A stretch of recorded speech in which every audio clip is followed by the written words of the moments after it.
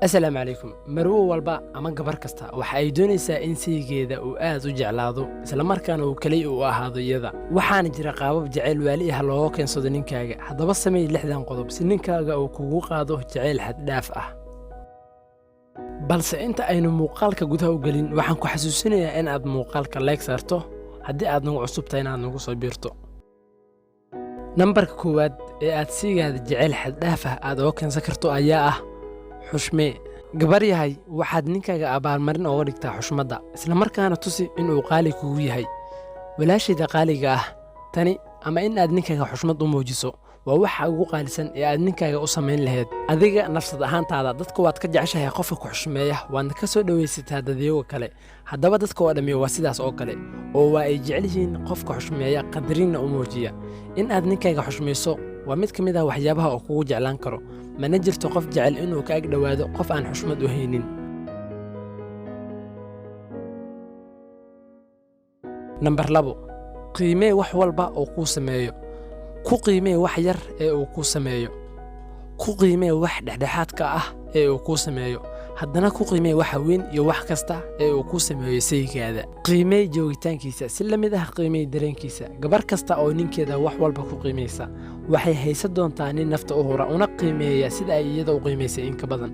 waxaa hubal ah in saygaada uu aad kuu jeclaan doono nambar 3 taageer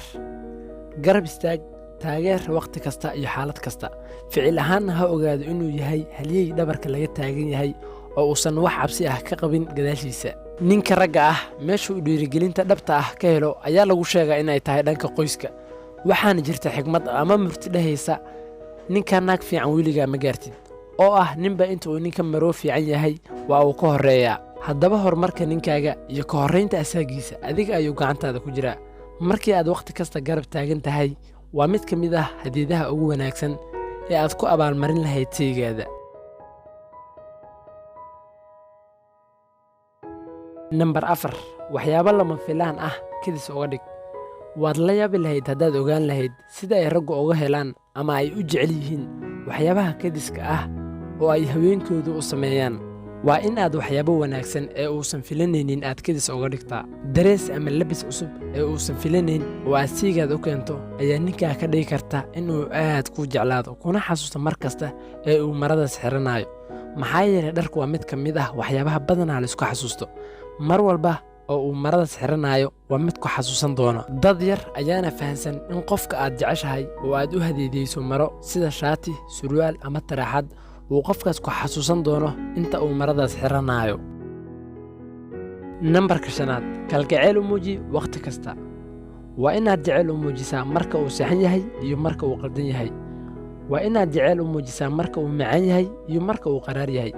mar kasta saygaada waa inuu kaa dareemaa jacayl aan waqti lahayn wuxuu ogaanayaa jacaylka aad u qabtid aad ayuuna kuu danayn doonaa jacaylka uu kuu qabana xadka ayuu ka baxayaa waxayna taasi keenaysaa inuu si heer sare ah kuu xushmeeyo waan ognahay in gabdhaha badanaa ay jacaylkooda qarsadaan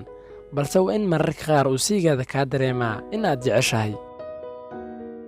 nambarka 6 oo ah keenna ugu dambeeya dhegayso sometimes wax aad u baahan tahay in aad dhegaysatid marka uu hadlaayo oo aad dareensiisid dhegaysiga waxaa lagu sheegaa ama uu ka mid yahay siyaabaha wax loogu gudbiyo qof badanaana dadku ma dhegaystaan qof aysan danaynayn oo way ku adag tahay arrintaas taasi oo muujinaysa in qofka uu dhegaysto oo keliya qofka uu xushmad ama jacayl uu u haayo haddaba adigu sii dareenkaaga marka uu ku arkana in aad u heelan tahay aadna hadalkiisa danaynayso jacaylka uu kuu qabo ayaana sii kordhi doona